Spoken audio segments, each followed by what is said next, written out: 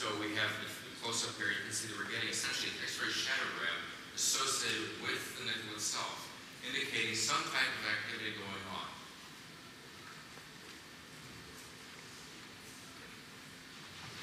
Now, when we applied a magnetic field, we got a very different phenomenon.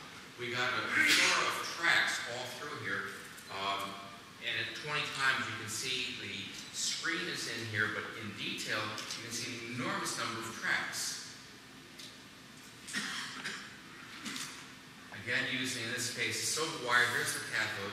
The tracks are only associated with the cathode. A lot of discussion has been, is this chemical damage? Is this some type of mechanical damage, abrasion? As you can see, there's more of these tracks that are very characteristic of what you get with nuclear tracks, nuclear particle tracks.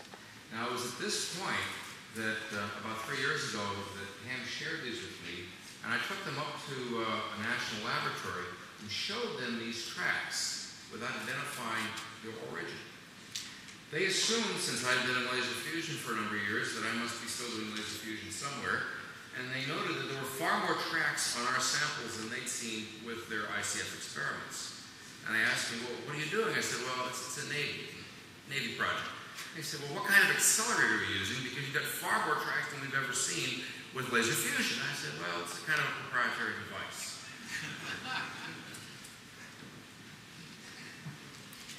Now, one of the questions is this background or is this due to a particle? And one of the ways you can tell is the way in which background material affects the plastic. You get a rise bump when you etch out as opposed to a dip. And so if you focus deep in, you'll find if it's a true track, you get a bright spot at the center where you get self-focusing at the bottom of the track. Now, Ham primarily went through and addressed a lot of issues as to what else could this be. For example, the pits are not due to radioactive contamination of the cell components. And this was published, came out this December in the European Physics Journal of Applied Physics. They're not due to impingement of D2 gas. It's not due to a chemical reaction by D2O2 or chlorine. Lithium chloride is not required to produce the pits. And we get pits with water, light water, but we get far more, orders of magnitude more than we get with heavy water. And as I think most of you are aware, it's very hard to get light water that's not partially contaminated with heavy water, about 1 part in 5,000. And again, a palladium D co-deposition gave us a higher density of pits than just using the palladium wire. So we've had a number of controls to ascertain the cause of the tracks.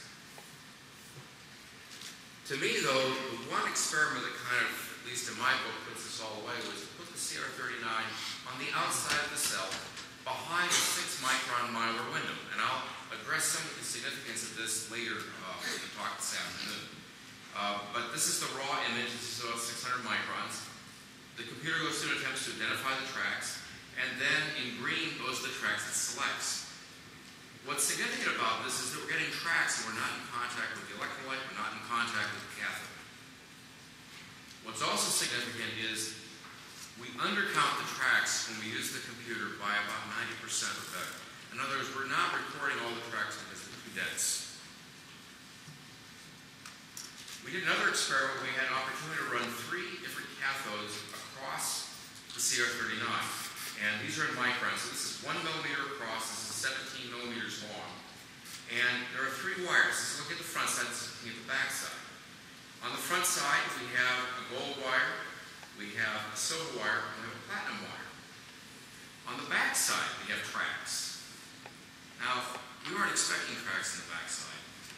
And when we went back and analyzed this, we also found out that we had tracks predominantly were the gold and the platinum, but not the silver. And the question is, how did the tracks get there? Because to go all the way through 1 millimeter of CR39 would require a 40 MeV alpha or a greater than 10 MeV proton. The other possibility is neutrons. Now, if we do an analysis of the front and the back of this, we'll find there's very, very different distributions of tracks. And if we look at a plot of the minor versus the major axis, we've got these scatters. And if you lie right along 45 degrees, it's circular. As you move away from 45 degrees, these are becoming increasingly elliptical. And on the back side, you find even more of this, but we've got tracks all the way out to 40 microns. And we have very distinct differences in peaks here as well. Now, if we take a plutonium oxide fission source, this is spontaneous fission, put a piece of CR39 over it, you will find tracks. And what's significant about the tracks is you'll see all these larger ones, but there's a whole bunch of smaller ones. And the reason this is significant is the probability of the neutron hitting either hydrogen, oxygen, or carbon in CR39 is about 1 part in 100,000, which means you have equal probability of getting a knock-on or recoil anywhere through the CR39, which means if you were to sequentially etch, the big ones would eventually go away and the smaller ones would appear. This is a signature of a neutron recoil. This is with our palladium deuterium codep.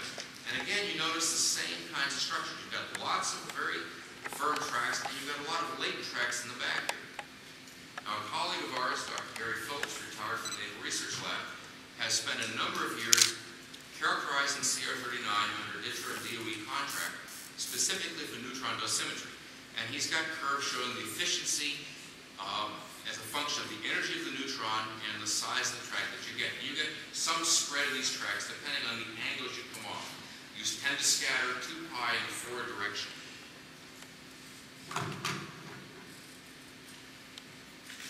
This is just an example of repeated etching. This is not the same Szpak reaction. It's almost impossible to find a place again after you've etched it out. But you find you've got these, you etch again, you have another one, but here's this latent track that's growing back out again. And you can see some other tracks here that are beginning to appear. One of the things that Pam discovered early on, working with this, both in our data and in the replicated sets of SRI, the students at the University of California, San Diego, work that we had done at JWK in our labs in Virginia, and up at Berkeley, were these triple tracks. Now, in the literature, these are seen quite often, and they're indicative, basically, of coming in with a neutron with sufficient energy to form a compound nucleus, carbon-13, which almost instantly decays into 3 alphas, plus the neutron, which has no energy, it just sits there now. So, if you look at this reaction, what you find is a whole series of these. And you might say, well, what happened to this one? This particular reaction does not scatter into 2 pi. This goes off in 4 pi to the radians. Because you're going through an energetic reaction now and go off at any angle, we're etching from the front. We may very well have lost the track that was coming towards us as we etched it out. And you can see these on the top. This is looking just at the top surface. This is a composite where we've superimposed on the surface and focused down to the spot. So you can see there's something that appears to be coming from a center spot and leaving from there. And there's actually a series of compound reactions that you can undergo, but the bulk of them end up producing this triple track, and these are in fact indicative of approximately a 14 MeV neutron. This is in fact a nuisance track in ICF. They know they've got tritium in there. So, summary of our experimental results.